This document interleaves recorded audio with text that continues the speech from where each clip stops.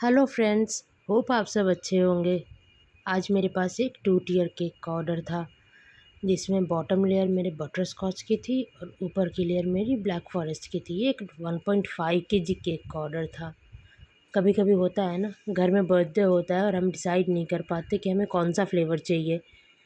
तब birthday boy को जो बटर स्कॉच चाहिए था और उसकी छोटी बहन को ब्लैक फॉरेस्ट। तो उनकी मम्मा ने सोल्यूशन निकाला कि आप दोनों ही बना दीजिए 1.5 केजी में और 2 टियर में।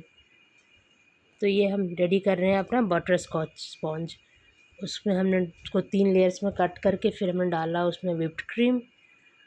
उसके बाद हमने डाला उसमें butterscotch syrup, butterscotch nuts, थोड़े से चोको चिप्स, और फिर हम उसके ऊपर उसको अच्छे से मिक्स कर लिया हमने। फिर हमने डाला अपना सेकेंड लेयर, जो हमारा टॉप का लेयर था उसको हमने वापस उल्टा करके डाला है ताकि वो अच्छे से फिक्स हो जाए। और फिर हम उसको साइड से पहले क्रीम से कवर कर लेंगे ताकि जब हम इस लेयर को सोक करें ना, तो ये स्पॉन्ज फटे नहीं और हमें जब फाइनल आइसिंग के टाइम पे ये दिक्कत ना दे। मैंने इसके ऊपर भी थोड़ा सा बटर स्कॉच सिरप डाल दिया क्योंकि शायद इससे टेस्ट अच्छा हो जाएगा। इसके ऊपर मैंने फिर डाला व्हिप्ड क्रीम और फिर मैंने वही सेम प्रोसेस रिपीट किया। कभी कभी घर में बच्चों के बर्थडे हो ना, तो हम डिसाइड नहीं कर पाते कि हमें क्या बनाना है, कौन सा फ्लेवर चाहिए, कौन सा डिज़ाइन चाहिए। तो फिर ऐसे में अच्छा सोल्यूशन यही है कि आप बेकर्स पे छोड़ दें। फ्लेवर तो आप बता दो बट डिज़ाइंस ठीक है, वो कर सकते हैं।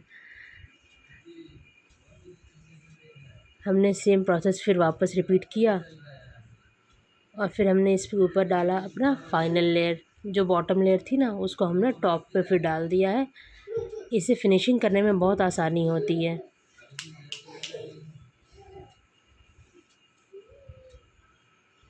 इसके ऊपर भी हमने वही बटर स्कॉच सिरप डाला और फिर हमने इसको अच्छे से क्रम कोट कर लिया।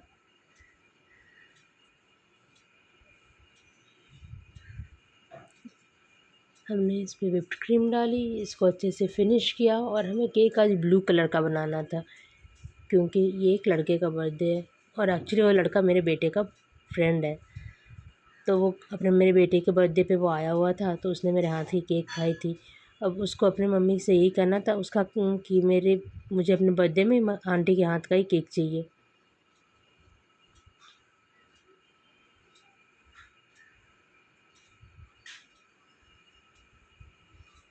इसकी फिनिशिंग करने के बाद फिर हमने डॉवेल्स उसको साइज़ की बैम्बू स्टिक्स जो आती है ना, बेकरी के शॉप में आपको ईज़िली मिल जाएंगी।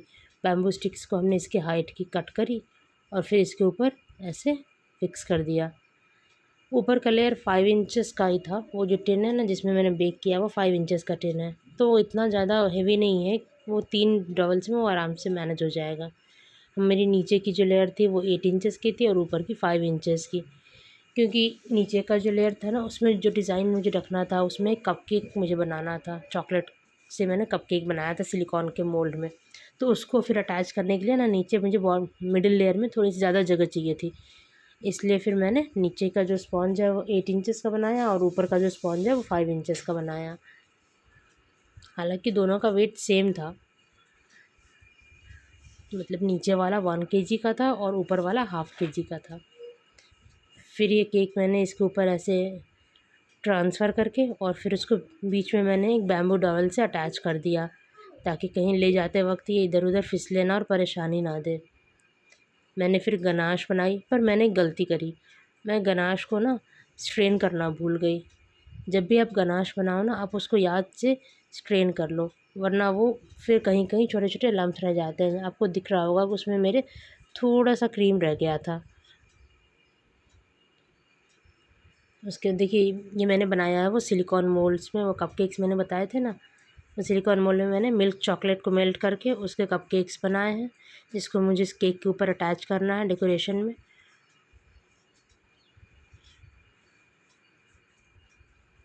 कुछ चॉकलेट गार्निशिंग जो बच्चों को पसंद आते हैं।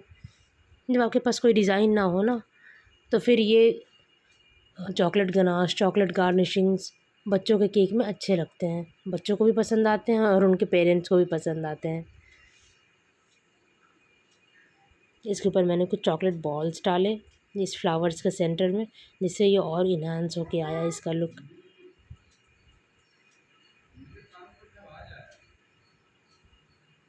आप बताइए केक कैसा लग रहा है। अगर आपको अच्छा लगा हो please please like share subscribe और कमेंट करके मुझे बताइए कि ये केक आपको कैसा लग रहा है।